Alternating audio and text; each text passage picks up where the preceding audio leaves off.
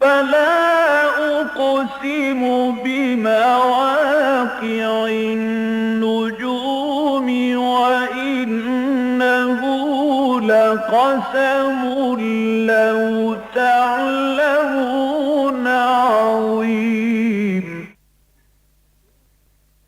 إنه لقرآن كريم في كتاب مكنون لا يمسه إلا المطهرون تنزيل من رب العالمين.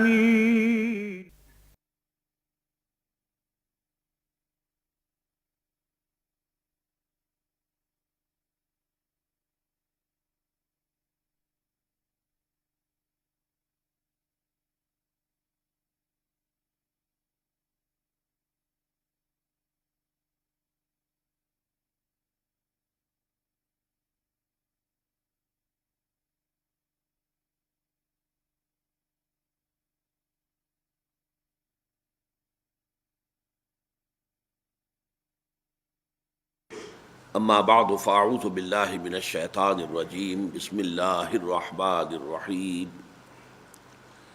کنتم خیر امۃ اخرجت للناس تأمرون بالمعروف وتنہون عن المنکر وتؤمنون باللہ ولو آمن اہل الکتاب لکان خیرا لہم منہم المؤمنون واکثرہم الفاسقون.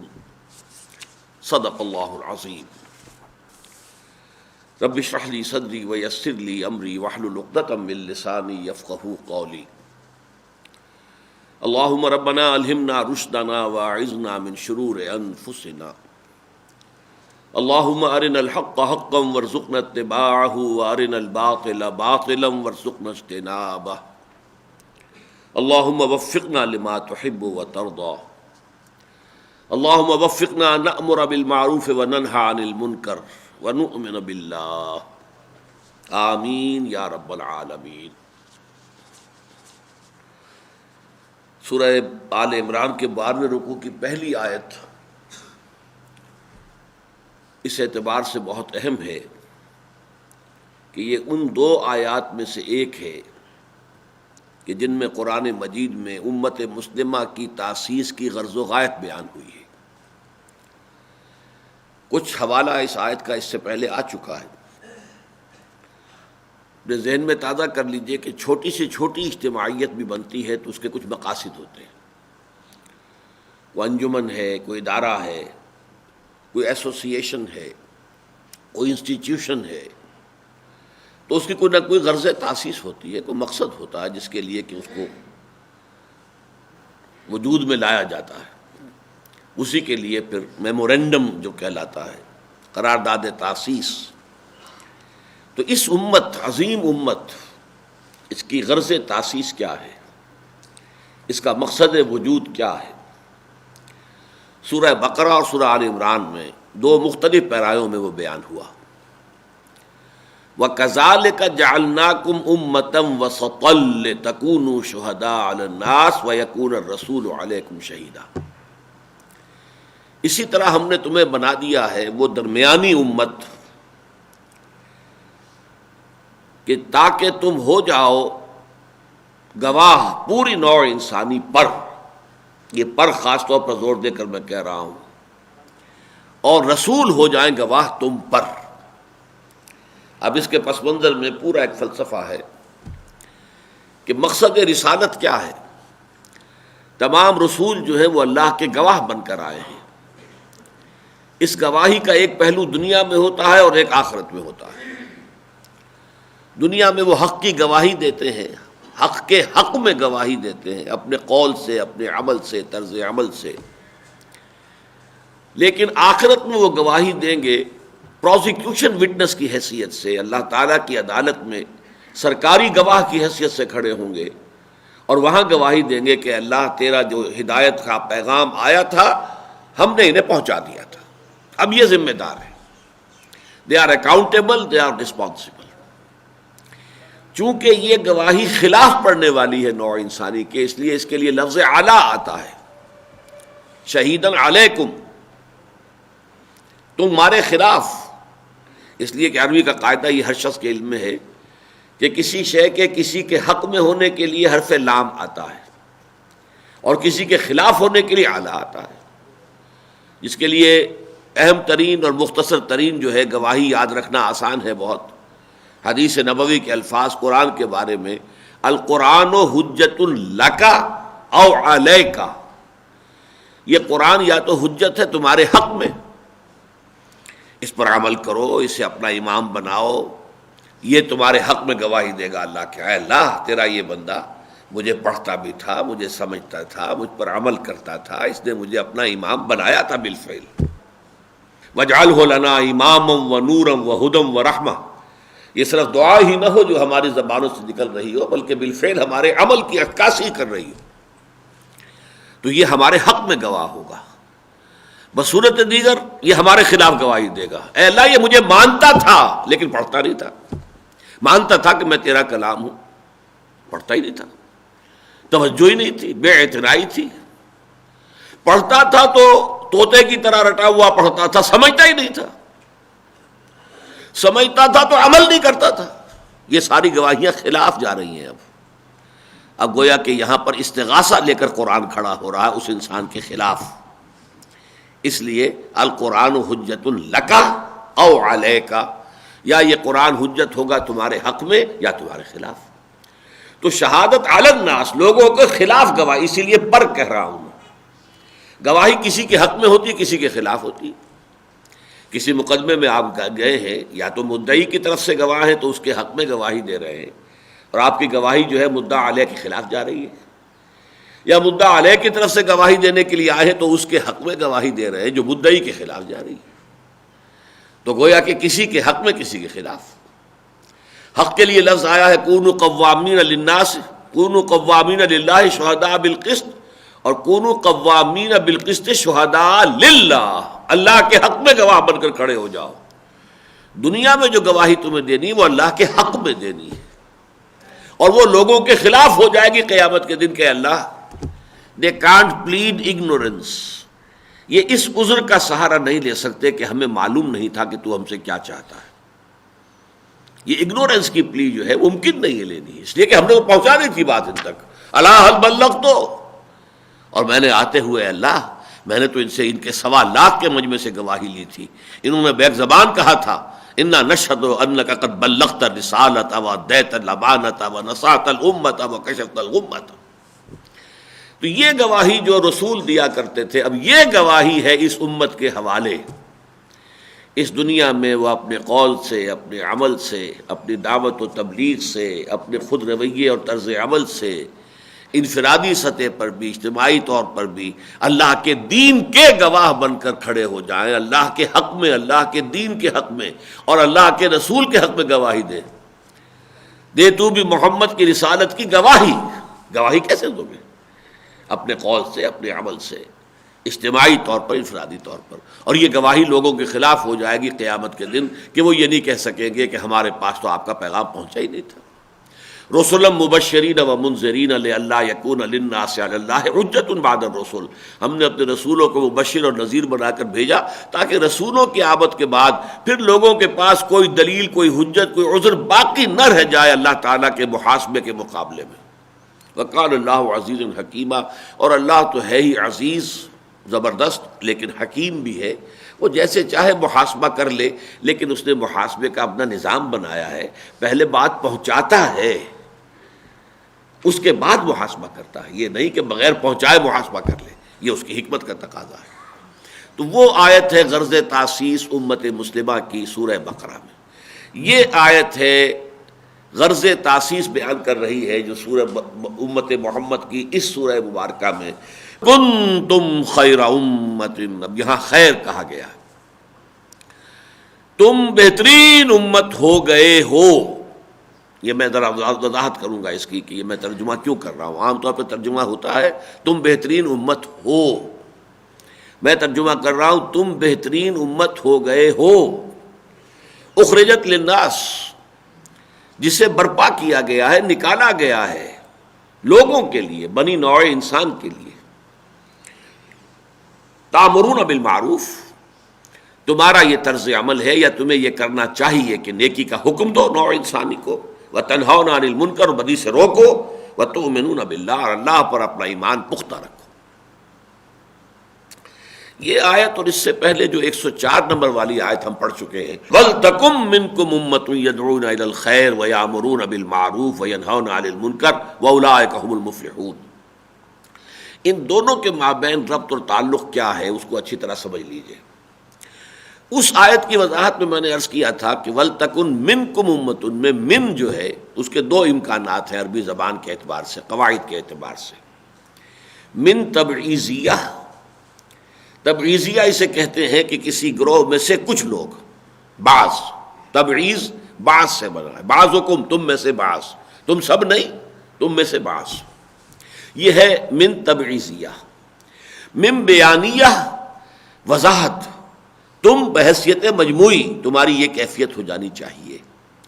ان دو اعتبارات سے اس آیت کے ترجمے کیا ہوں گے؟ وَلْتَكُن مِّنكُمْ أُمَّةٌ، ہونا چاہیے کہ تم میں سے ایک امت تو لازماً ایسی رہے.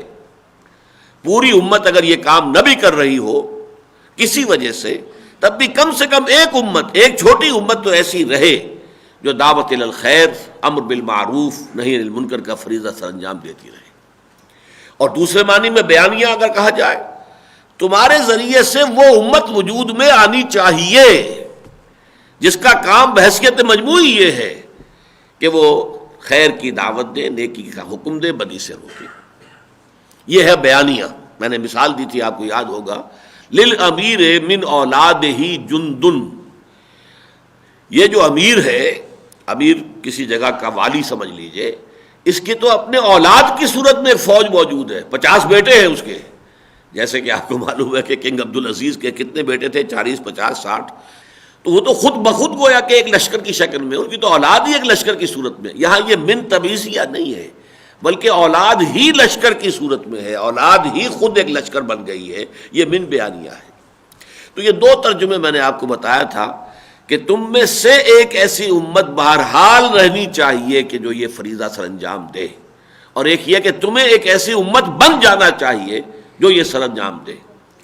اب دیکھیے یہ دونوں معنی جو ہیں ریلیونٹ بن جاتے ہیں. اگر تو ہم نظم کلام کو نظر انداز کر دیں، جو قرآن کا یہ سیاق اور سباق ہے، جس پیٹرن میں، جس ترتیب سے یہ چیزیں آ رہی ہیں، اگر اس کو ہم نظر انداز کر دیں، یہ بات ہمارے سامنے رہے کہ قرآن مجید میں بسا اوقات ایسا ہوا ہے کہ آیات جو ہیں جو خاصے وقفے سے نازل ہوئی ہیں انہیں ساتھ ساتھ رکھ دیا گیا ہے. مثلا رمضان مبارک کے روزے سے متعلق جو ہے ہم دیکھ چکے ہیں کہ پہلے ہر مہینے میں 3 دن کے روزے واجب کیے گئے، اس کے بعد رمضان کے روزوں کا ذکر آیا، لیکن دونوں کو ایک جگہ پر رکھ دیا گیا، حالانکہ ان میں زمانی فصل تھا.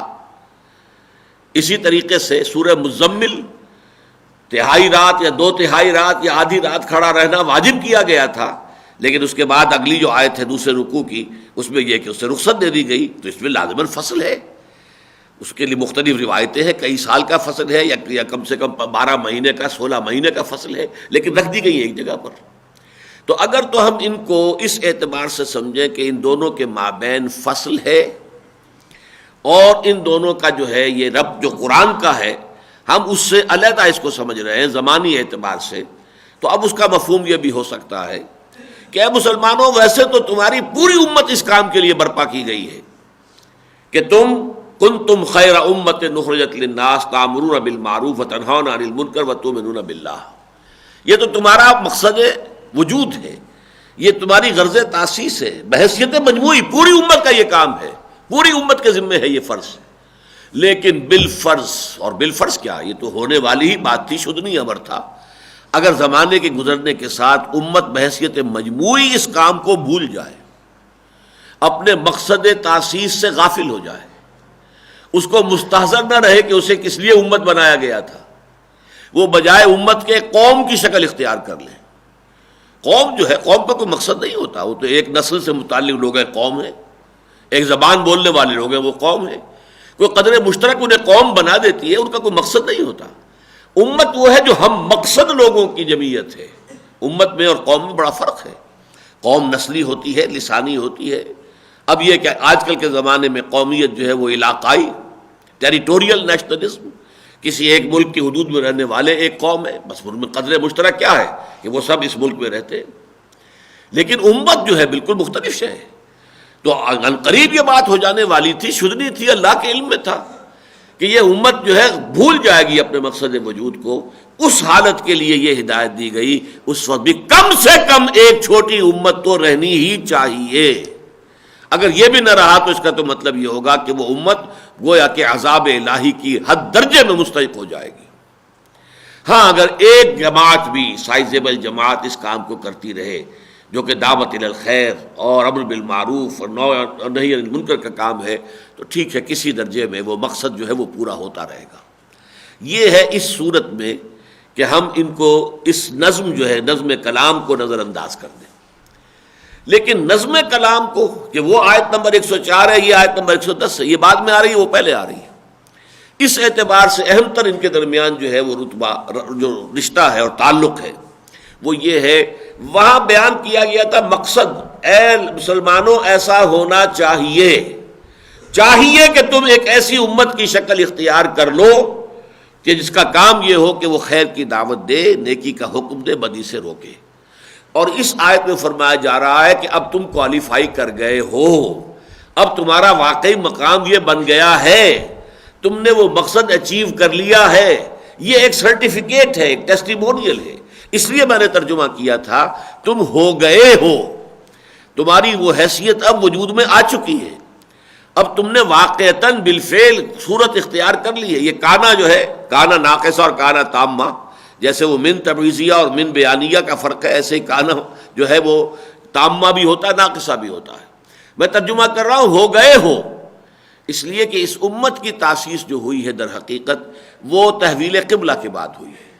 اس سے پہلے ایک جماعت کی شکل میں تو تھے، محمد الرسول اللہ والذین معہ، بس ایک گروہ ہے. ابھی ان کی حیثیت جو ہے ایک امت کی نہیں تھی، اور ان کی کورونیشن نہیں ہوئی تھی، تاج پوشی نہیں ہوئی تھی. یہ تو در حقیقت تحویل قبلہ ہے کہ جو علامت تھی اس بات کی کہ اب تم مستقل بالذات ایک امت بن گئے ہو، اور اب تم اس مقام پر فائز کیے گئے ہو جس مقام پر کہ 2000 برس تک بنی اسرائیل فائز رہے تھے، اور تحویل قبلہ جو ہے اس کی علامت ہے. اس اعتبار سے میں نے ترجمہ کیا ہے کہ وہ جو مقصد تمہارے سامنے رکھا تھا کہ دیکھو مسلمانوں، اسے نکات لا عمل کیا تھا؟ پہلے یہ کہ تم اپنی انفرادی شخصیت کو پختہ کرو. یا ایھا الذین آمنوا اتقوا اللہ حق تقاتہ ولا تموتن الا وانتم مسلمون. نمبر 2، سیمنٹ سبسٹنس بنا لو قرآن کو، قرآن کی وجہ سے ایک دوسرے کے اندر پیوست ہو جاؤ، جڑ جاؤ. ہم خیالی، نظریات کی ہم آہنگی، مقاصد کی ہم آہنگی اور اشتراک یہ قرآن تمہارے اندر پیدا کر دے گا. اب جڑ جانے سے ایک ایسی جماعت وجود میں آ جانی چاہیے، ایک ایسی امت وجود میں آ جانی چاہیے کہ جو یہ سے نکاتی لا عمل پر ہمیشہ عمل پیرا رہے، کہ وہ خیر کی دعوت دیتی رہے اور نیکی کا حکم دیتی رہے اور بدی سے بلاتی رہے، اب بدی سے روکتی رہے. اب فرمایا ہو گئے ہو تم اس مقام پر فائز ہو گئے ہو. یہ گویا کہ اللہ تعالیٰ کی طرف سے اس امت کی تاج پوشی کا اعلان ہے، جیسے اس آیت میں تھا کذالک جعلناکم امۃ، اور کذالک اشارہ تحویل قبلہ کی طرف. سیقول السفہاء من الناس ما ولاھم عن قبلتہم التی کانوا علیہا. بہت سے بے وقوف لوگ کہیں گے لوگوں کو کس چیز نے بدل دیا، وہ قبلہ انہوں نے تبدیل کر دیا، پہلے یہ شمال کی طرف رک کر کے نماز پڑھ رہے تھے، اب جنوب کی طرف مڑ گئے ہیں. کیوں؟ کذالک جعلناکم امۃ وسطا لتکونوا شہداء علی الناس. یہ اصل میں سمبل ہے، یہ علامت ہے اس کی کہ سابقہ امت مسلمہ کا دور ختم ہوا، نئی امت مسلمہ جو ہے اب کعبے کے مرکز کے گرد جو ہے وجود میں آ رہی ہے. اور یہ ہے اب جو درمیان میں واسطہ رہے گی، لنک رہے گی اللہ کے آخری رسول اور پوری نوع انسانی کے مابین. یہ امت وسط ہے، یہ درمیانی کڑی ہے، لہذا تمہاری تاج پوشی ہو گئی. اسی کو چونکہ یہ جوڑا ہے، یہ صورتیں جو ہیں آپس میں بہنے ہیں، لہذا وہ مضمون جو وہاں آیا ہے وہ یہاں بھی آنا تھا. اسی لیے در حقیقت یہاں پر بھی الفاظ کا فرق ہے، مفہوم تو وہی ہے. کنتم خیر امت اخرجت للناس، تم وہ بہترین امت اب بن گئے ہو. You have qualified to be accepted as the best امہ، جو اٹھائی گئی ہے، برپا کی گئی ہے، نکالی گئی ہے، اپنے لیے نہیں، نوع انسانی کے لیے. اور یہاں بھی نوٹ کیے للناس کہا ہے، قوم کے لیے نہیں، وطن کے لیے نہیں. بالکل وہی بات جو سورہ بقرہ میں قرآن کی دعوت کے لیے لفظ آیا تھا، یا ایھا الناس اعبدوا یا ایھا الناس اعبدوا ربکم الذی خلقکم والذین من قبلکم لعلکم تتقون. یا قومیں نہیں، حالانکہ حضرت نوح نے پکارا ہے تو یا قوم ہے، حضرت ہود نے کہا ہے تو یا قوم ہے، حضرت صالح نے کہا ہے تو یا قوم ہے. جس نے پکارا یا قوم ہے سوائے محمد الرسول اللہ کے کہ انہوں نے پکارا پوری نوع انسانی کو، یا ایھا الناس اعبدوا ربکم الذی خلقکم والذین من قبلکم لعلکم تتقون. یہ عالمی کردار ہے جو اس امت کے حوالے کیا گیا ہے. یہ ریجنل کوئی رول نہیں ہے، یہ کوئی کسی خاص وقت کا رول نہیں ہے، یہ کسی خاص علاقے کا، کسی خاص قومیت کا رول نہیں ہے. یہ وطن اور قوم اور نسل سے بہت بالا تر ہو کر آفاقی انداز میں اخرجت للناس، لوگوں کے لیے، بنی نوع آدم کے لیے، ان کی ہدایت کے لیے، ان کی رہنمائی کے لیے، ان کو سیدھی راہ کی دعوت دینے کے لیے، انہیں نیکی کے راستے پر چلانے کے لیے، انہیں بدی سے روکنے کے لیے بہت بڑا رول ہے جو انٹرنیشنل لیول پر تمہارے سپرد کیا جا رہا ہے. اور تم اب اس کو کوالیفائی کرتے ہو، اب تم اس کے اہل ہو گئے ہو. اب تم نے اپنے آپ کو اب 15 برس سمجھیے کہ اس کے پیچھے ہیں.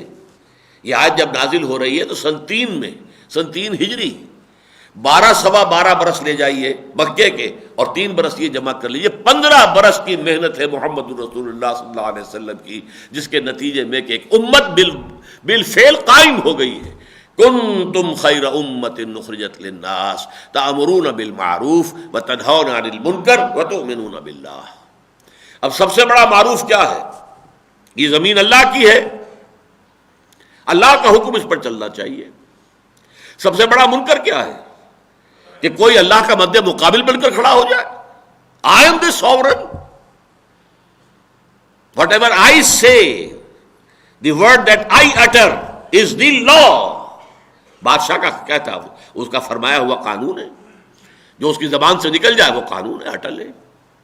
وہ اللہ کے مد مقابل خدائی کا دعوے دار بن کر کھڑا ہوا، چاہے فرعون تھا چاہے نمرود تھا. لیکن آج پوری نوع انسانی مدعی ہو گئی ہے، وی آر سوورن، اختیار ہمارے ہاتھ میں ہے. یہ سب سے بڑا منکر ہے، سب سے بڑا فساد، سب سے بڑی بغاوت. اتنے وسیع پیمانے پر کبھی بھی دنیا کی پوری تاریخ میں بغاوت نہیں ہوئی ہے. کہ قرآن مجید میں مشرکین کا قول تو یہ ہے کہ ان سے پوچھئے یہ دنیا کس نے بنائی؟ فوراً کہیں گے اللہ نے بنائی.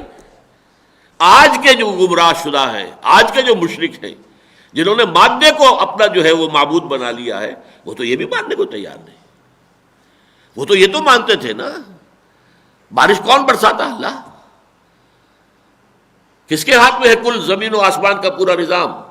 قل من بیدہ ملکوت کل شیء وہو یجیر ولا یجار علیہ سیقولون للہ. جواب دیتے تھے اللہ. ان کا تلبیہ کیا تھا؟ لبیک اللہم لبیک، لبیک لا شریک لک لبیک، لبیک لا شریک لک الا شریکا تملکہ وما ملک.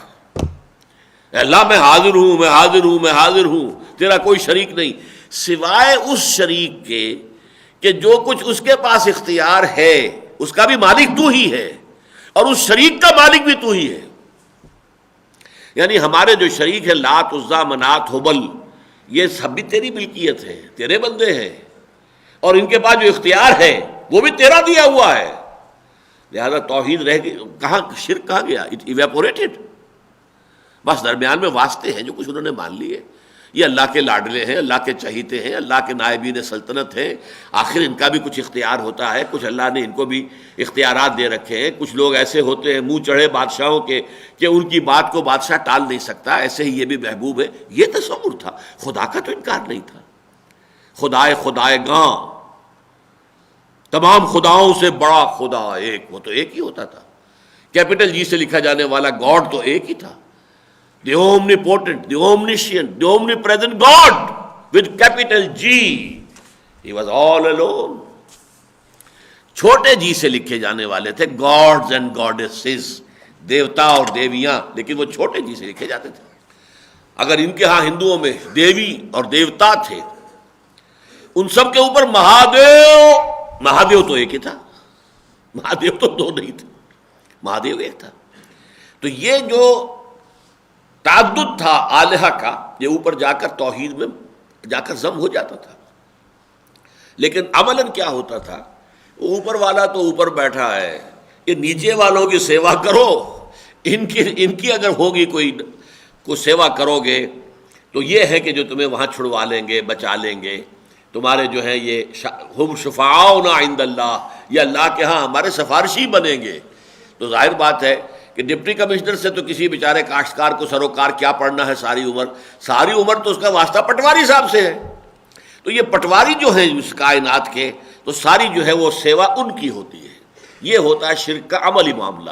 ورنہ اصل میں تو وہ مانتے ہیں کہ on top there is one God, ایک خدا ہے، ایک اللہ ہے، ایک مہادیو ہے، ایک کیپٹل جی سے لکھے جانے والا گاڈ ہے، ایک خدائے گاں ہے.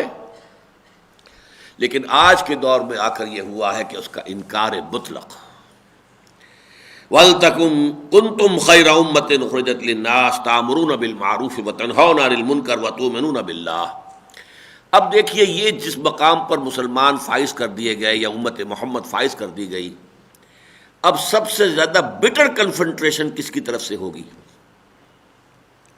ظاہر بات ہے جن کو معزول کر کے آپ کا نسب کیا گیا ہے، سب سے بڑی دشمنی تو انہی کے دل میں ہوگی. ان کا تکبر تھا کہ جو مانے ہو گیا، ورنہ یہ کہ وہ بھی اگر ایمان لے آتے حضور پر تو وہ بھی جو بھی اس وقت اعزاز ہو رہا تھا امت محمد کو حاصل، اس کے اندر وہ بھی شریک ہو جاتے. تکبر آڑے آیا، مانے کیسے؟ یہ تو جاہل قوم کا فرد، امی قوم سے، خود امی، ان پڑھ، اس کو ہم مان لیں؟ کیسے مان لیں؟ نبوت اور رسالت جو ہے وہ تو ہمارے گھر کی شے تھی، وہ تو ہماری خانہ لوڈی تھی، ہمیشہ سے ابراہیم سے لے کر آج تک ہمارے ہاں یہ نبوت چلی آئی ہے. یہ کون آ گیا باہر سے؟ ایک یہ جو باہری، جو ہمارے بنگالی بھائی کہتے تھے یہ باہری آ گئے، یہ باہر کا آدمی آ گیا. یہ کہاں سے دخل اندازی ہو گئی ہے؟ اس تکبر کی وجہ سے ایمان نہیں لائے. اور ظاہر بات ہے کہ اب تاریخ کا بہاؤ تو روک نہیں سکتے. فی الواقع تو اب یہ امت بن گئی، امت نے ٹیک اوور کر لیا، چارج جو ہے وہ چینج ہو چکا ہے. لہٰذا اب اس تکبر نے حسد کی شکل اختیار کر لی. یہ دو الفاظ اچھی طرح نوٹ کر لیجیے. یہود کے طرز عمل میں، سابقہ امت مسلمہ کے طرز عمل میں، اس نئی امت مسلمہ کے نسب ہو جانے کے بعد دو کیفیات پیدا ہوئی. نمبر ایک تکبر، جو آڑے آیا اس دین کو قبول کرنے میں، محمد کی رسالت کا اقرار کرنے میں صلی اللہ علیہ وسلم.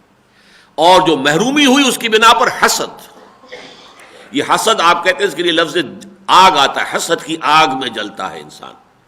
یہ پورا رکوع تقریباً اب جو ہے وہ انہی دو کیفیات کے بیان پر ہے کہ سابقہ امت کے اندر اب یہ دو کیفیات ہوں گی. اے مسلمانوں، اب تمہیں سب سے پہلے ان سے خبردار رہنا چاہیے. ان کی ریشہ دوانیاں یہ اندر ہی اندر جو ہے سازشیں کریں گے. ان کی یہ حسد کی آگ جو ہے مختلف شکلوں میں ظاہر ہوگی. یہ سازشیں کریں گے، سازشوں کا جال پھیلائیں گے. مشرکین مکہ کو بھی یہ ابھار کر لاتے رہے ہیں جنگ کے لیے. یہ سارا کا سارا طرز عمل جو ہے وہ اصل میں صاف نظر آ رہا ہے. اس کی وجہ کیا ہے؟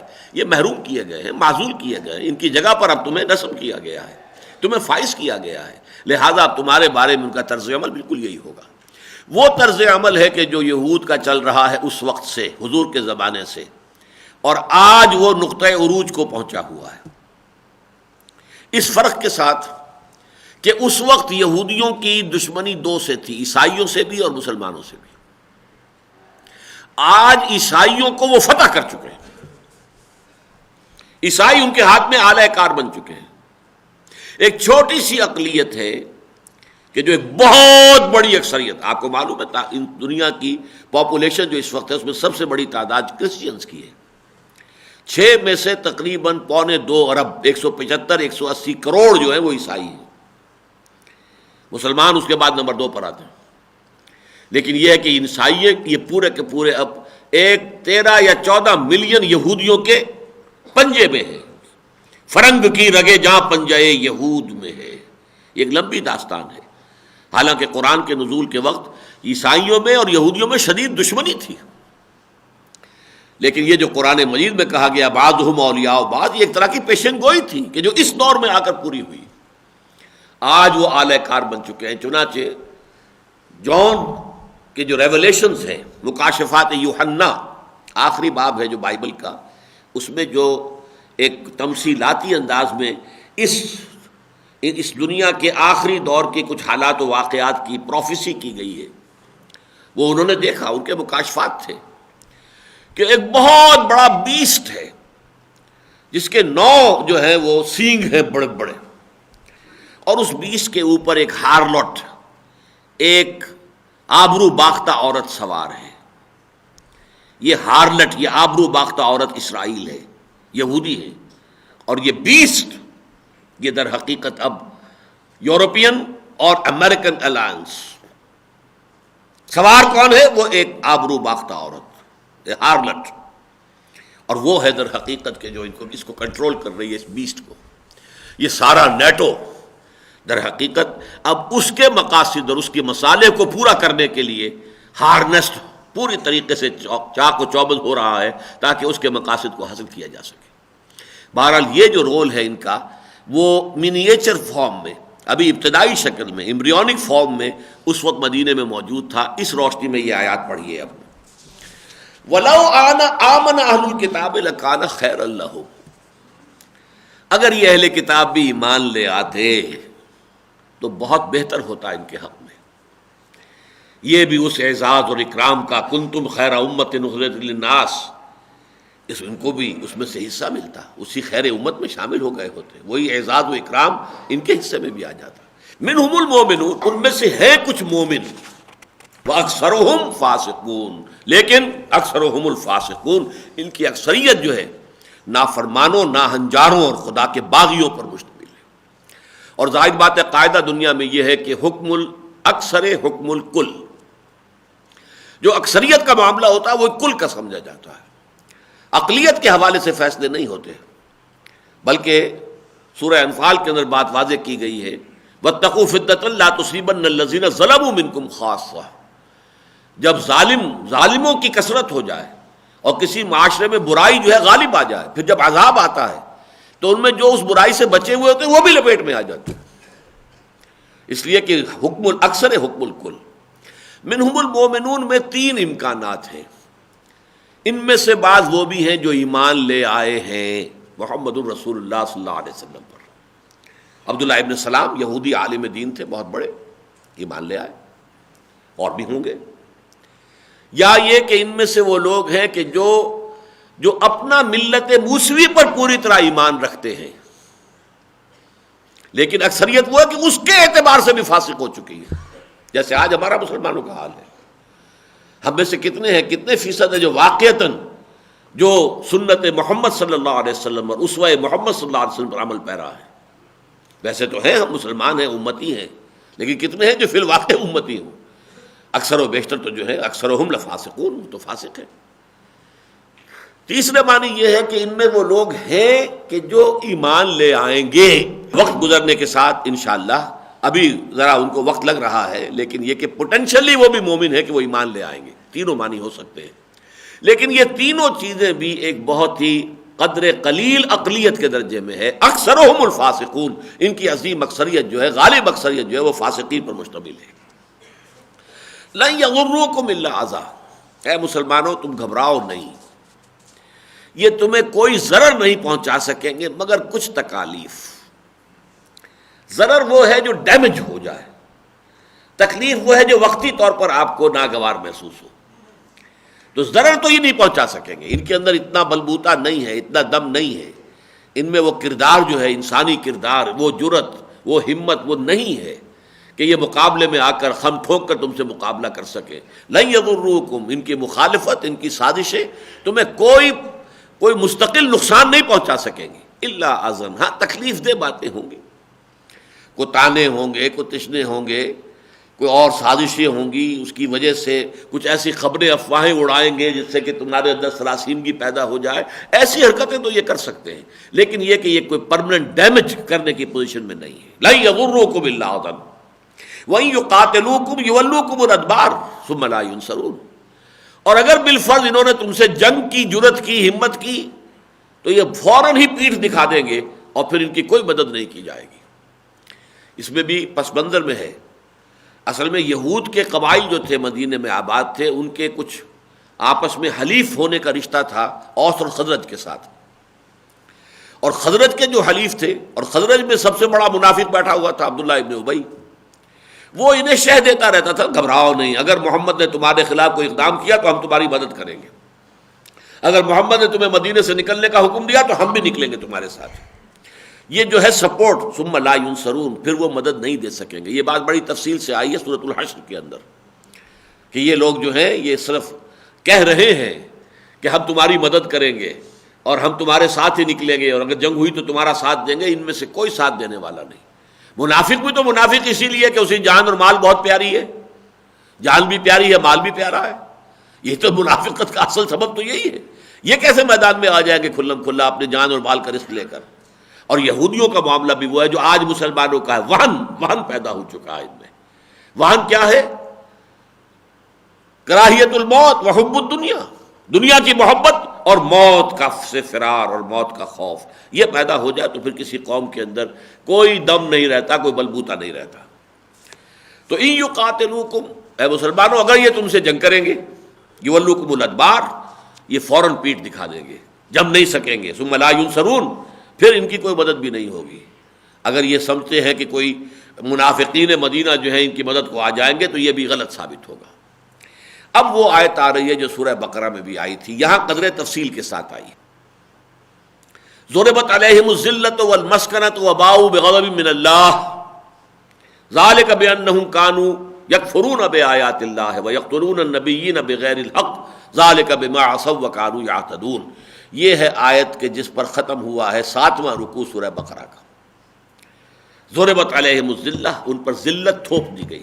ضرب علی، جیسے آپ دیہات میں دیکھتے ہیں کہ عورتیں جو ہیں وہ اپلے تھاپتی ہیں اور پھر اپلے کو ذرا زور سے دیوار پر مارتی ہیں تاکہ وہ دیوار سے چپک جائے، یہ ہے کسی شے کو تھوپ دینا کسی چیز پر۔ تو یہ ہے ضرب علی، ضربت علیہم الذلہ، ان پر ذلت، اور ذلت کے لفظی معنی عربی زبان میں جو ہے وہ کمزوری کے، ضعف۔ والمسکنہ، اور مسکنہ کہتے ہیں کم ہمتی، ایک شخص اچھا بھلا ہے، تگڑا نظر آ رہا ہے، لیکن یہ ہے کہ وہ جسے آپ کہتے ہیں نیورستھینیا کا مریض ہے، اعصابی کمزوری ہے، گراں ڈیل آدمی ہے، لمبا چوڑا ہے، پورا ہے، لیکن ہمت ہے ہی نہیں، ہمت جواب دے گئی، وہ مسکنت ہے۔ مسکنت وہ ہے کہ جس میں انسان کی ہمت جواب دے جائے۔ ضربت علیہم الذلۃ والمسکنۃ وباؤوا بغضب من اللہ، اور وہ اللہ کا غضب لے کر لوٹے ہیں، اب اللہ کے غضب میں گر گئے ہیں۔ یہ آیت جو ہے یہ سورہ بقرہ میں آئی، اور چونکہ یہ بہنیں ہیں آپس میں، سورہ بقرہ سورہ آل عمران جوڑے کی شکل میں ہے، لہذا وہی آیت یہاں بھی آئی ہے۔ ضربت علیہم الذلۃ اینما ثقفوا، ان پر ذلت مسلط کر دی گئی ہے جہاں کہیں بھی یہ پائے جائیں گے۔ لیکن اس وقت کی صورتحال وہ نہیں ہے جو ان آیات میں آ رہی ہے، نوٹ کر لیجئے، a temporary change in the status, یہ عارضی ہے، وقتی ہے۔ جیسے آپ کے ہاں محاورہ ہے کہ شمع بجھنے سے پہلے بھڑکتی ہے، اسی طرح ان کے فائنل انیہیلیشن اور فائنل ایکسٹرمینیشن جو ہونے والی ہے یہود کی، اس سے پہلے ایک بھڑک ہے یہ اسرائیل کا وجود میں آ جانا اور بڑی طاقت کے ساتھ اس کا کھڑا ہو جانا، اور اس کے پاس جو ہے ایٹمک ہتھیاروں کا کے ڈھیر لگ جانے، اور اس کا وہ خود اعتمادی کہ پورے عرب قوم کو تو اس سرے سے کسی شمار قطار میں لاتے ہی نہیں، وہ تو دشمن سمجھتے بھی ہیں، اپنا تو پاکستان کو سمجھتے ہیں، عربوں سے تو ہمیں کچھ نہیں ہے، ہمیں کوئی اندیشہ ہی نہیں ہے، یہ کیا ہمارا کر سکتے، کچھ بھی نہیں کر سکتے، یہ تو بالکل بودے ہو چکے ہیں۔ ہمیں تو اگر اندیشہ ہے تو پاکستان سے۔ یہ سن 67 کی جنگ کے فوراً بعد بن گوریان نے تقریر کی تھی پیرس میں کہ ہمیں اصل میں سمجھ لینا چاہیے کہ ہمارا اصل مقابلہ جو ہے اور ہمیں اصل خطرہ جو ہے پاکستان سے ہے۔ پاکستان کو بنے ہوئے 20 برس ہو چکے تھے اس وقت، ابھی سن 71 کا حادثہ نہیں ہوا تھا، ابھی پاکستان یکمشت تھا، مشرقی اور مغربی پاکستان، ابھی اس کی بڑی حیثیت تھی دنیا کے اندر۔ ہمیں تو اصل خطرہ جو ہے پاکستان سے ہے، اور واقعہ یہی ہے کہ کنفرنٹیشن تو ہوگی، تو یہی ہوگی، امت مسلمہ کا اسپیئر ہیڈ ہوگا پاکستان، اور عیسائی اور یہودی دنیا کا اسپیئر ہیڈ ہوگا اسرائیل۔ اصل مقابلہ ان میں آنا ہے، اور عجیب بات یہ ہے کہ دونوں جو یہ عالم وجود میں آئے ہیں ٹھیک 9 مہینے کے وقفے سے، 14 اگست 1947 کو پاکستان، اور غالباً 14-15 مئی ہے 1948، مئی یا جون، اور یہ ہے اسرائیل کا قیام۔ اتنا وقفہ، اتنا کلوز ہے۔ انہی کا ہے تاریخ جو اب آ رہی ہے، جس کو اقبال نے کہا ہے اپنے اس ویژن کے تحت کہ دنیا کو ہے پھر مارکہ روح و بدن پیش، تہذیب نے پھر اپنے درندوں کو ابھارا، اللہ کو پامر دیے مومن پہ بھروسہ، ابلیس کو یورپ کی مشینوں کا سہارا۔ یہ کنفرنٹریشن جو ہے یہ زیادہ دور نہیں ہے۔ بہرحال پہلی بات تو یہ کہ ضربت علیہم الذلۃ اینما ثقفوا، جہاں کہیں بھی یہ پائے جائیں گے ان کے اوپر ذلت۔ یورپ میں کئی سو برس تک انتہائی ذلیل یہ سمجھے جاتے تھے، انتہائی ان سے نفرت ہوتی تھی، شہروں میں آباد نہیں ہو سکتے تھے، ان کے گھیٹوز علیحدہ ہوتے تھے باہر، ان کو بہت گندا سمجھا جاتا تھا، جیسے کہ یعنی ہندوستان کے معاشرے میں شدر اس طرح کی حیثیت یہودیوں کی رہی ہے یورپ کے اندر۔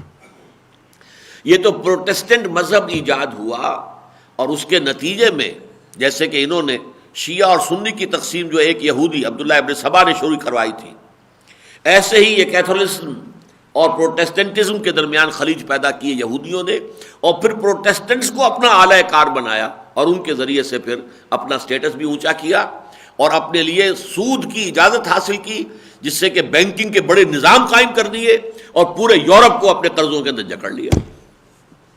جس طرح آج ہم آئی ایم ایف اور ورلڈ بینک کے ہاتھوں میں غلام بنے ہوئے ہیں کہ ہمارا چیف ایگزیکٹو کہتا ہے کہ آئی ایم ایف اور ورلڈ بینک کے جو کارندے آتے ہیں ہمیں ان کے گوڈے گٹے پکڑنے پڑتے ہیں، وہ حال تمام یورپین نیشنز کا تھا یہودی بینکرز کے سامنے۔ تمام ممالک جو ہیں یورپ کے وہ مقروض تھے یہودی بینکرز کے، اور ان کے گوڈے گٹے پکڑتے تھے۔ یہ ہاؤس آف گولڈ سمتھس اور ہاؤس آف روتھ شائلڈز کے اسی زمانے میں پروٹیسٹنٹ مذہب کی ایجاد کے بعد جب تک کہ پوپ کا رول تھا، پوپ کی حکومت تھی، اس میں اور بہت خرابیاں تھی، وہ دوسری بات ہے، لیکن سود حرام تھا، کوئی انٹرسٹ بیسڈ ٹرانزیکشن نہیں ہو سکتا تھا یورپ میں۔ پروٹیسٹنٹس کے ذریعے سے اجازت حاصل کی اور پھر بینکنگ کا نظام بنا کر اور پورے یورپ کو جکڑ لیا، جس کو کہ علامہ اقبال اس صدی کے آغاز میں دیکھ آئے تھے کہ فرنگ کی رگے جہاں پنجے یہود میں۔ ضربت علیہم الذلۃ اینما ثقفوا الا بحبل من اللہ وحبل من الناس۔ اب یہاں الا کر دیا گیا، استثناء ہے، اللہ کے کسی عہد کے بہانے کے سہارے یا لوگوں کے کسی عہد کے سہارے کوئی تھوڑا سا انہیں سہارا مل جائے تو مل جائے، ورنہ خود اپنے پاؤں پر کھڑے نہیں ہو سکیں گے۔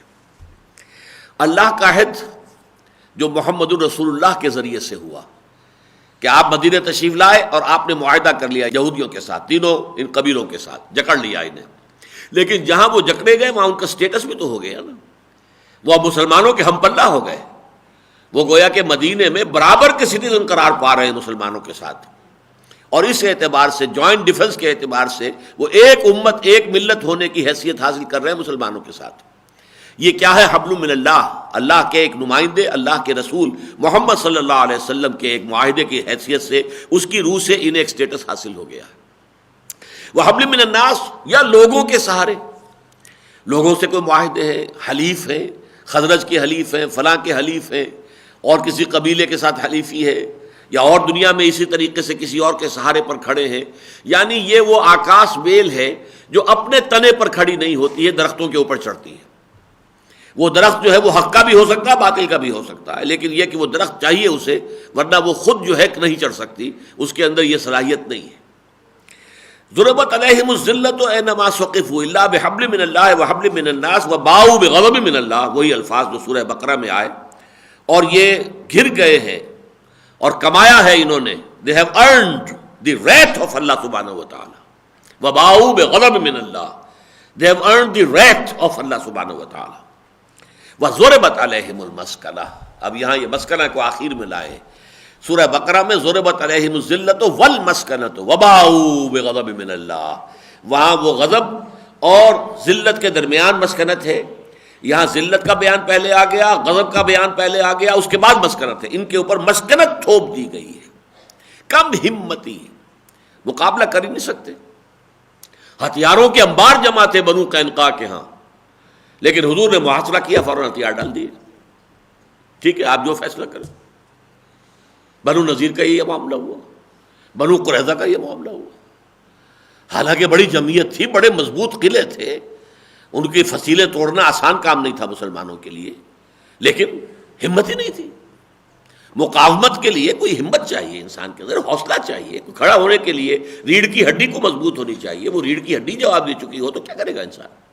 ضربت علیہم المسکنہ ذالک بانہم کانوا یکفرون بآیات اللہ، یہ ان کی کیفیت ہوئی ہے اس سبب سے کہ یہ اللہ کی آیات کا انکار کرتے رہے، ویقتلون الانبیاء بغیر حق، اور یہ انبیاء کو قتل کرتے رہے ناحق۔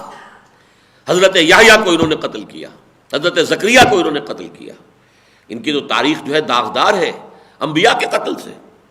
ذالک بما عصوا وکانوا یعتدون، یہ وہ لوگ ہیں، یہ سارا جو حال ان کا ہوا اس لیے ہوا کہ انہوں نے نافرمانی کی روش اختیار کی اور اپنی حدود سے تجاوز کیا۔ یہ وہی الفاظ بعین ہی جس پر کہ سورہ بقرہ کی آیت جو ہے وہ ختم ہوتی ہے، ذالک بما عصوا وکانوا یعتدون۔ وہاں یقتلون النبیین ہے، یہاں آیا یقتلون الانبیاء بغیر حق۔ ضربت علیہم الذلۃ والمسکنۃ وباؤوا بغضب من اللہ ذالک بانہم کانوا یکفرون بآیات اللہ ویقتلون النبیین بغیر الحق ذالک بما عصوا وکانوا یعتدون۔ یہ ہے آیت سورہ بقرہ کی۔ یہاں وہ آیت ذرا کچھ اضافوں کے ساتھ، کچھ توضیحات کے ساتھ، کچھ ترتیب کی تبدیلی کے ساتھ آئی ہے، لیکن جیسا کہ اس سے پہلے بھی میں نے عرض کیا تھا، قرآن مجید کا یہ اعتراف حق ہے کہ اس گئے گزرے دور میں بھی کوئی ان کے ہاں اب بھی اچھے لوگ موجود ہیں۔ یہ بالکل ایسے ہی ہے جیسے کہ ابلیس کی مجلس شورا میں علامہ اقبال نے ابلیس سے کہلوایا ہے، خال اس قوم میں اب تک نظر آتے ہیں وہ، کرتے ہیں اشک سحر گاہی سے جو ظالم وضو۔ ہیں لوگ موجود، لیکن افراد ہیں، معدود چند ہیں۔ بحیثیت مجموعی قوم کا کیا حال ہے؟ جانتا ہوں میں یہ امت حامل قرآن نہیں ہے، وہی سرمایہ داری بندہ مومن کا دین۔ جانتا ہوں میں کہ مشرق کی اندھیری رات میں بے ید بیضا ہے پیران حرم کی آستین۔ امت محمد کا بحیثیت مجموعی حال یہ ہو چکا ہے، نہ اس کا قرآن پر ایمان ہے، نہ قرآن سے اس کا کوئی تعلق ہے، نہ اس کے صوفیاء اور علماء جو ہیں ان کے ہاں کوئی واقعی حقیقی تقوی اور حقیقی زہد ہے۔ بے ید بیضا ہاتھ، اب وہ سفید ہاتھ جو نکلتا تھا حضرت موسیٰ علیہ السلام کی آستین سے، وہ ہاتھ کہیں موجود نہیں، آستینیں تو موجود ہیں، بڑی بڑی آستینیں ہیں، بڑی بڑی قبائیں ہیں، سب کچھ ہے۔ بے ید بیضا ہے پیران حرم کی آستین۔ تو یہ ہے ان کا مجموعی حال، اگرچہ خال اس قوم میں اب تک نظر آتے ہیں وہ ہے۔ اگر کوئی خطر مجھ کو تو اس امت سے ہے جس کی خاکستر میں ہے اب تک شرار آرزو۔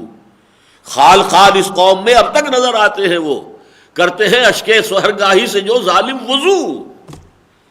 یہی بات قرآن یہاں کہہ رہا ہے، لیسو سوا، یہ سب کے سب ایک جیسے نہیں ہے، برابر نہیں ہے۔ من اہل الکتاب امۃ قائمۃ، اہل کتاب میں ایسے لوگ بھی ہیں جو قیام کرتے ہیں، سیدھی راہ پر قائم ہے۔ یتلون آیات اللہ آناء اللیل، اللہ کی آیات کی تلاوت کرتے ہیں راتوں کے اوقات میں بھی، وہم یسجدون، اور سجدہ کرتے ہیں، نماز پڑھتے ہیں۔ یؤمنون باللہ والیوم الآخر، اور وہ اللہ پر بھی ایمان رکھتے ہیں، یوم آخر پر بھی۔ ویامرون بالمعروف وینہون عن المنکر، اور بھلائی کا حکم دیتے ہیں، بدی سے روکتے ہیں۔ ویسارعون فی الخیرات، اور نیکیوں میں ایک دوسرے سے سبقت لے جانے کی کوشش کرتے ہیں۔ واولئک من الصالحین، اور یہ لوگ یقیناً صالحین میں سے ہیں۔ اب اس کے بھی وہی تین معنی ہوں گے، یا تو اشارہ ہو رہا ہے اہل کتاب میں سے ان لوگوں کی طرف جو ایمان لا چکے ہیں، تھے تو انہی میں سے نا، عبداللہ ابن سلام کن میں سے تھے؟ یہود میں سے تھے، جو بھی ایمان لے آئے تھے، یا تو ان کا نقشہ کھینچا جا رہا ہے، یا یہ ہے کہ ان میں اپنی امت کے اعتبار سے، دین موسوی کے اعتبار سے یہ تمام اوصاف ابھی برقرار ہیں۔ یہ گویا کہ ایک ہوپ ہے کہ یہ لوگ آج نہیں تو کل ایمان لے آئیں گے، اور یا یہ کہ ان کے بارے میں تیسرے معنی یہ ہے کہ یہ پوٹینشیل مومن ہے کہ جو ایمان لے آئیں گے آج نہیں تو کل۔ وما يفعلوا من خیر فلن یکفروہ، اور جو بھی کوئی خیر کا عمل یہ کریں گے تو اس کی ناقدری نہیں کی جائے گی۔ اگر ایک شخص حضرت موسیٰ کے دین پر خلوص کے ساتھ قائم ہے تو اللہ تعالیٰ اس کی ناقدری نہیں کرے گا، اسے لازماً توفیق دے دے گا کہ وہ محمد پر ایمان لے آئے صلی اللہ علیہ وسلم۔ یہ ہے کہ اللہ ناقدری نہیں کر رہا ان کی، کہ وہ اپنے دین پر خلوص کے ساتھ قائم تھے، اس کے اوپر عمل کر رہے تھے، تو ان کا یہ خلوص جو ہے، جو حضرت موسیٰ علیہ السلام کی تعلیمات پر عمل کرنے میں ان کے ساتھ تھا، یہ خلوص جو ہے یہ مبارک ثابت ہوگا کہ پھر یہ اللہ تعالیٰ ان کو دین محمد میں داخل ہونے کی بھی توفیق دے دیں گے۔ ان الذین کفروا، اس کے برعکس جو لوگ اڑ گئے کفر پر ان میں سے، لن تغنی عنہم اموالہم ولا اولادہم من اللہ شیئا، کچھ کام نہیں آ سکیں گے ان کے، نہ ان کے اموال نہ ان کی اولادیں اللہ سے بچانے میں۔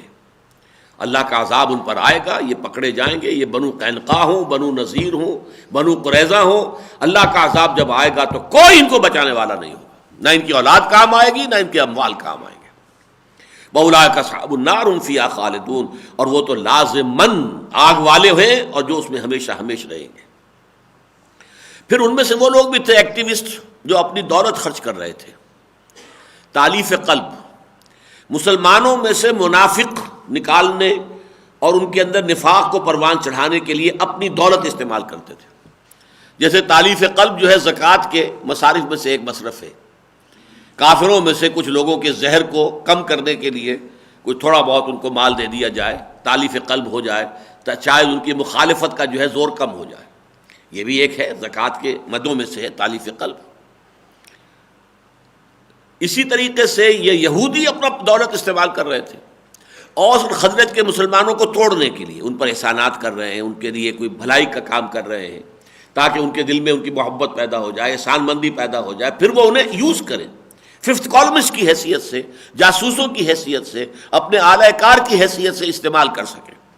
فرمایا مثل ما ينفقون فی هذه الدنیا، یہ جو کچھ خرچ کر رہے ہیں اس دنیا کی زندگی میں اپنے ان مذمومہ مقاصد کے لیے، ان کی مثال ہے کمثل ریح فیہا سر اصابت حرث قوم ظلموا انفسهم فاہلکت، ان کی مثال ایسی ہے کہ جیسے کسی قوم کی کھیتی تھی اور اس جو کہ ظالم قوم تھی، گناہ گار قوم تھی، ناہنجار قوم تھی اس کی کھیتی، لیکن اس پر ایک ایسی آندھی آئی جس میں پالا تھا اور وہ پالا مار گیا پوری کی پوری کھیتی کو، پوری کی پوری کھیتی جو ہے تہس نہس ہو گئی۔ اسی طرح ان کا یہ انفاق جو یہ کر رہے ہیں، اپنا مال جو خرچ کر رہے ہیں، یہ سب it will go in vain, it will prove to be an exercise in futility, کچھ حاصل نہیں ہوگا۔ بالآخر اللہ کا دین غالب آئے گا، محمد کامیاب ہوں گے صلی اللہ علیہ وسلم، اللہ کا دین جو ہے اس کے جھنڈے گڑ جائیں گے، اور جزیرہ نما عرب پر خود محمد صلی اللہ علیہ وسلم کے دست مبارک سے جاء الحق وزهق الباطل ان الباطل كان زهوقا کی کیفیت جو ہے وہ ظہور میں آ جائے گی۔ وما ظلمهم الله ولكن كانوا انفسهم يظلمون، اور یہ کوئی اللہ کا ظلم نہیں ہوگا ان پر، بلکہ یہ ان کے اپنے اوپر جو ظلم انہوں نے کیا تھا اس کے اصل میں اس کا مظہر ہوگا۔ وہی کہ ہے کہ ما اصابکم من مصیبت فبما کسبت ایدیکم ویعفو عن کثیر، جو بھی مصیبت آتی ہے تمہارے اپنے کرتوتوں کی وجہ سے آتی ہے، تو اس کی وجہ سے اللہ ظالم نہیں ہے۔ یا ایھا الذین آمنوا، اب ہدایت دی جا رہی ہے اہل ایمان کو کہ یہ جو اب سٹرگل اور کشمکش شروع ہو چکی ہے، یہ ہر قدم پر تمہارا راستہ روکیں گے۔ اب یہ حسد کی آگ میں جل رہے ہیں، پہلے تکبر تھا جو مانے ہوا کہ جس نے کہ روک دیا انہیں حضور پر ایمان لانے سے، اب حسد کی آگ جو ہے وہ ان کے دلوں کے اندر بھٹی دہک رہی ہے، لہذا اب ذرا احتیاط کرو۔ یا ایھا الذین آمنوا لا تتخذوا بطانۃ من دونکم لا یعلونکم خبالا، اہل ایمان اپنے لوگوں کے سوا کسی کو اپنا بھیدی نہ بناؤ۔ بتانا کہتے ہیں جیسے لحاف کا استر ہوتا ہے، نیچے کا حصہ جو آپ کے جسم کے ساتھ مس کرتا ہے، ایک لحاف کا اوپر کا کپڑا ہے، زیادہ خوبصورت اسی کو بنایا جاتا ہے، باقی استر بیچارہ جو ہے وہ اس کی طرف زیادہ توجہ نہیں ہوتی، لیکن جسم سے قریب تر تو وہ ہوتا ہے۔ تو بتانا پھر یہیں سے بنا ہے لفظ کہ جو آپ کے ایسے قریبی عزیز ہوں کہ جن سے آپ دل کی بات کہتے ہو، دل کا بھید جس کے سامنے کھول سکتے ہو۔ تو اہل ایمان ان لوگوں کو اپنے سوا کسی کو اپنا بتانا، اپنے بھیدی، اپنے جگری دوست مت بناؤ۔ تمہارا یہ ان کے ساتھ ربط و تعلق، تمہاری دوستیاں، تم ان کے خلوص اور اخلاص اور مظاہر جو یہ تمہارے ساتھ کرتے ہیں، مدارات کرتے ہیں تمہاری اور چاپلوسی کرتے ہیں، اس کی وجہ سے تمہارے رویے میں کوئی نرمی پیدا نہ ہو جائے، تم اپنے راز کی باتیں ان کے سامنے نہ اگل دیا کرو۔ لا تتخذوا بطانۃ من دونکم لا یعلونکم خبالا، وہ کمی نہیں کرتے تمہارے معاملے میں کسی بھی برائی اور کسی بھی خرابی میں، جو بھی بس پڑے ان کا برائی کے لیے وہ کرنے کے لیے تیار رہتے ہیں۔ ودوا ما عنتم، ان کے اندر جو تمہیں کوئی تکلیف پہنچتی ہے اس سے وہ راضی ہوتے ہیں، پسند کرتے ہیں اس کو جو تمہیں تکلیف پہنچائے۔ قد بدت البغضاء من افواہہم، یہ تو ان کے منہوں سے ان کا بغض جو ہے، اندر جو آگ لگی ہوئی ہے بغض کی، عداوت کی اور حسد کی، وہ ان کے منہوں سے ظاہر ہے۔ ان کی زبان سے ایسے زہر میں بجھے ہوئے الفاظ نکلتے ہیں. تم اذان دیتے ہو تو وہ مذاق اڑاتے ہیں، تم کچھ اور کہتے ہو سمعنا واطعنا، وہ کہتے سمعنا واخفینا. تم کہتے ہو کہ انظرنا یا راعنا تو یہ کہتے راعینا. یہ سارا جو ہے ان کے اندر کا جو خبث ہے اور جو بغض ہے ان کے اندر، وہ ان کا ظاہر ہے ان کے زبانوں سے، ان کے منہوں سے. قد بدت البغضاء من افواہہم وما تخفی صدورہم اکبر. اور جو ان کے سینوں کے اندر چھپا ہوا ہے، جو بغض ہے، جو دشمنی ہے، وہ اس سے کہیں بڑھ کر ہے جو ان کے منہوں سے ظاہر ہو رہی ہے. یہ تو ٹپ آف دی آئس برگ سمجھو کہ آئس برگ کا صرف اوپر کا جو ہے وہ ٹاپ تمہیں نظر آ رہی ہے، نیچے کیا کچھ ہے. جن کے سینوں میں جو آگ لگی ہوئی ہے، حسد کی آگ بھٹی کی شکل میں ہے. قد بینا لکم الآیات ان کنتم تعقلون. ہم نے تو تمہارے لیے اپنی آیات کو، اپنی ہدایات کو، اپنی رہنمائی کو واضح کر دیا ہے تاکہ تم عقل سے کام لو. ہاں انتم اولئک تحبونہم، دیکھو یہ تم ہو جو ان سے محبت کرتے ہو. کیونکہ پرانے روابط تھے اوس اور خزرج کے اور ان تین قبیلوں کے آپس میں روابط تھے، دوستیاں تھیں، اور مسلمان تو اپنے اسی خلوص اور اخلاص کے ساتھ گویا کہ ان کے ساتھ معاملہ کر رہے ہیں. ہاں انتم اولئک تحبونہم، یہ تم ہو کہ جو ان سے محبت کرتے ہو. ولا یحبونکم، وہ تم سے محبت نہیں کرتے. وتؤمنون بالکتاب کلہ، تم تو پوری کی پوری کتاب پر ایمان رکھتے ہو. یہ پوری کتاب سے مراد کیا ہے؟ تورات، انجیل، زبور، یہ سب ایڈیشنز ہیں نا اس کتاب کے، جو اب قرآن کی شکل میں آخری مہیمن بن کر اور جامع کتاب بن کر نازل ہوئی ہے. تو تم صرف قرآن کو تو نہیں مانتے، تم تورات کو بھی مانتے ہو، تم انجیل کو مانتے ہو، تم زبور کو مانتے ہو، تم صحف ابراہیمی کا مانتے ہو. تؤمنون بالکتاب کلہ، تم تو مانتے ہو پوری کی پوری کتاب کو.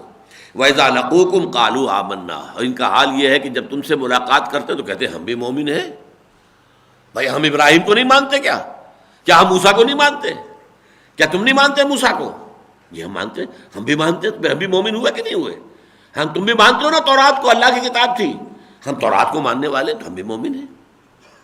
وَإِذَا خَلَوْا، اور جب وہ علیحدہ ہوتے ہیں، خلوت میں ہوتے ہیں، عَضُّوا عَلَيْكُمُ الْأَنَامِنَ مِنَ الْغَيْظِ، تو پھر اپنے غصے کی آگ کی وجہ سے اپنی انگلیاں چبانے لگتے ہیں کہ ہمارے کیے کچھ نہیں ہو رہا. یہ روشنی جو ہے محمد کی لائی ہوئی، یہ نور ایمان اور نور اسلام، یہ تو پھیل رہا ہے، یہ تو قدم جما رہا ہے، یہ تو بہت مضبوط ایک درخت ہو گیا. كَزَرْعٍ أَخْرَجَ شَطْأَهُ فَآزَرَهُ فَاسْتَغْلَظَ فَاسْتَوَىٰ عَلَىٰ سُوقِهِ. اب آپ اندازہ کیجئے ان کے حسد کے اندر اضافہ ہوتا چلا جا رہا ہے، جبکہ وہ دیکھ رہے ہیں ہماری ساری سازشیں ناکام ہو رہی ہیں، ہماری ساری ریشہ دوانیاں ناکام ہو رہی ہیں. ہم نے نفاق کا پودا پروان چڑھانے کے لیے اتنا کچھ خرچ کیا ہے لیکن اس سے بھی کچھ حاصل نہیں ہو رہا ہے، اور یہ دعوت تو پھیل رہی ہے، اور یہ پودا جو ہے مضبوط سے مضبوط تر اور توانا سے توانا تر ہوتا چلا جا رہا ہے. تو پھر یہ کہ اپنی انگلیاں چبانا غصے میں، جھنجھلاہٹ کے اندر، یہ ان کا طرز عمل ہے. قُلْ مُوتُوا بِغَيْظِكُمْ، کہہ دو کہ مرو، ہلاک ہو جاؤ اپنے اسی غیظ میں، اسی اپنے غیظ کی آگ میں بسم ہو جاؤ، اسی اپنی حسد کی آگ میں جل مرو. ان اللہ علیم بذات الصدور، یقیناً اللہ تعالیٰ خوب جانتا ہے جو لوگوں کے سینوں کے اندر ہے. ان تمسسکم حسنۃ تسؤہم، اے مسلمانوں تمہیں اگر کبھی کوئی خیر پہنچ جائے تو انہیں برا لگتا ہے، یہ کیا ہو گیا، کیوں انہیں یہ کامیابی حاصل ہو گئی. وَإِن تُصِبْكُمْ سَیِّئَةٌ یفرحوا بها، اور اگر کہیں کوئی تکلیف آ جائے، غزوہ احد میں تمہیں تکلیف آ گئی، انہوں نے جو ہے شادیانے جو ہے بجائے اپنے، خوشیاں منائی، جشن منایا. بدر میں تمہیں فتح حاصل ہو گئی تھی تو یہ بجھ کر رہ گئے تھے، ان کے دلوں پہ اور ان کے جذبات پر اوس پڑ گئی تھی. ان تمسسکم حسنۃ تسؤہم وان تصبکم سیئۃ یفرحوا بها وان تصبروا وتتقوا. لیکن اے مسلمانوں اگر تم صبر کی روش اختیار کیے رکھو گے، وتتقوا، اور تقوی کی روش پر کاربند رہو گے، لا یضرکم کیدہم شیئا، ان کی یہ ساری چال بازیاں، ان کی یہ ساری اسکیمیں، ان کی یہ ساری منصوبہ بندیاں، ان کی یہ تمام سازشی ریشہ دوانیاں، یہ تمہیں کوئی ضرر نہیں پہنچا سکیں گی. ان اللہ بما یعملون محیط، یقیناً جو کچھ یہ کر رہے ہیں، جو کچھ ان کی تگ و دو ہے، جو کچھ ان کی بھاگ دوڑ ہے، اللہ اس کا گھیرا کیے ہوئے ہے، گھیراؤ میں ہے. یہ ایک خاص حد تک اللہ نے انہیں اجازت دے رکھی ہے، تمہیں تکلیف دے لے، تمہیں کوہ پہنچا دے، تاکہ تمہاری آزمائش ہو جائے کہ تمہارے اندر کس قدر صبر ہے، ثبات ہے، استقامت ہے، مقاومت ہے. بس یہ اللہ کی اجازت سے، باقی یہ تمہیں کوئی ڈیمیج نہیں کر سکیں گے. بارک اللہ لی ولکم فی القرآن العظیم ونفعنی وإیاکم بالآیات والذکر الحکیم.